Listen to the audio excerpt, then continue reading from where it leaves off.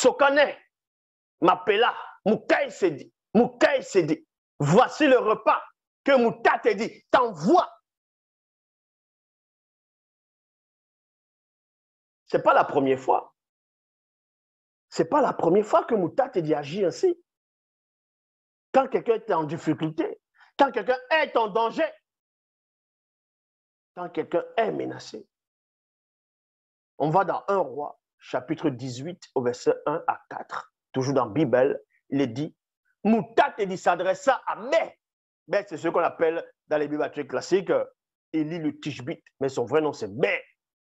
En ces mots, 2 points, pars d'ici, virgule, dirige-toi vers l'est et reste-y près du torrent de Mungongi, qui se jette dans le Sima. Tu boiras de l'eau du Mungongi. Et, virgule, non, virgule, et j'ai ordonné au corbeau de te nourrir là. J'ai ordonné au corbeau de te nourrir là. Pour Bé, on envoie les corbeaux pour le nourrir. Pour Moukaï s'est dit, on envoie un prophète pour aller le nourrir. Parce que le verbe de l'Oba parle cependant tantôt d'une manière, tantôt d'une autre. Et le non-initié ne prend point garde.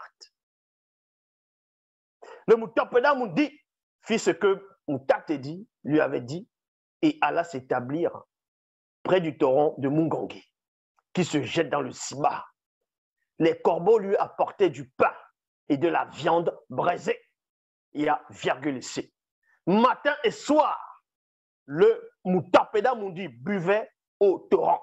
Maintenant, les gens vont me dire, quand Moutate dit, va ordonner au corbeau de nourrir le puissant prophète, dans le puissant Moutapeda nous dit, de la viande et, on va dire, du pain et de la viande braisée, est-ce qu'il a fait apparaître cette viande? Est-ce qu'il a fait apparaître ce pain-là? Est-ce que c'est ce qu'on appelle, il s'est dit le miracle? La viande la sort d'eau. Est-ce que le corbeau, ces corbeaux sont allés voler, prendre la viande braisée et du pain chez les voisins ou bien dans un village, ont pris ce qui ne les appartenait pas? On vous montre des indices par rapport à Sokane. C'est-à-dire que quelqu'un avait préparé ces pains-là et braisé cette viande-là. Quelqu'un de connu, dont il reçoit l'ordre de poser ça pour que les corbeaux viennent prendre cela et aller nourrir le Moutapeda Moudi. Est-ce que vous comprenez? Parce qu'il y a des gens qui ne comprennent pas. On va dire, mais la viande braisée sort d'eau. Est-ce que ça chauffait encore? Est-ce que c'était brûlant? Pour que les corbeaux ne le retiennent par les becs, est-ce que ça ne va pas les brûler? Donc, il y avait du pain et il y avait de la viande braisée. Moutate dit, parle au corbeau, il vient nourrir le puissant prophète, le puissant Moutapeda Moudi. Et là-bas, là, il buvait de l'eau du torrent, de l'eau de Mungongi. Les corbeaux lui apportaient du pain et de la viande braisée, matin et soir. Et le Moutapeda Moudi buvait au torrent. Kalatamouka s'est dit, donc, le livre secret de Daniel, chapitre 1, verset 305 à 310, il est dit ici. Alors, j'ouvris la bouche et dis, oh Moutate dit, tu t'es souvenu de moi. Oh Moutate dit, tu t'es souvenu de moi. Moukaï s'est déjà compris que quand Sokane vient donner de la viande, donner de la nourriture, il sait, parce qu'on lui a montré la vision, il a vu la scène. Donc il dit, oh Moutate dit, sans cela il va maintenant prier. J'ouvris la bouche et dis, oh Moutate dit, tu t'es souvenu de moi. Tu n'abandonnes pas ceux connus qui aiment l'Oba. Je me mis alors à manger, virgule, tandis que Moutate dit, à un instant, ramena Sokane dans le territoire de Soma. Et la nourriture apparut aux moissonneurs qui se trouvaient dans les champs. La nourriture apparut. On n'est pas dit ici que Moutantedi a fait à manger. La nourriture apparue. Et cette nourriture apparaît comment? Parce que quelqu'un a reçu l'ordre de faire cette nourriture. Le 7e jour, le roi vint prononcer une lamentation funèbre sur moi. Arrivé à la fosse, il regardant à l'intérieur, j'étais là assis tranquillement. J'étais là assis tranquillement. Là assis tranquillement. Écoutez très attentivement. Au départ, on vous apprend. Au départ, je répète, on vous apprend que Daniel a été jeté dans la fosse au lion. A été jeté dans la fosse au lion. Et ça, c'est très important. Daniel fut jeté dans la fosse au lion. Et ces lions, c'étaient les mangeurs d'hommes. C'est pour ça que dans le verset 298, les adorateurs du dragon me jetèrent ainsi dans la fosse au lion. J'étais dedans depuis quelques jours. Et c'est là où il raconte maintenant son histoire, ce qui s'est passé.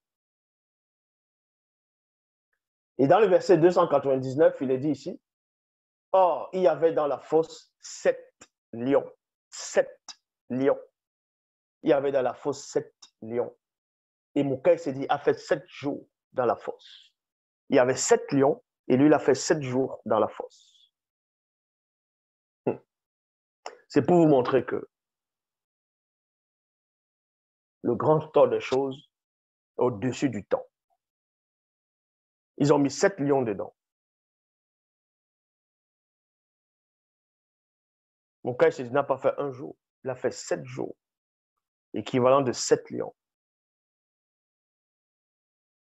Donc, 7 jours qui vont représenter, 7 lions qui vont représenter le malheur du Mutorpeda Mundi, le malheur, c'est-à-dire la punition qu'on devait dévorer le prophète en quelques secondes, en quelques minutes, on devait le dévorer. C'était 7 lions mangeurs d'âme.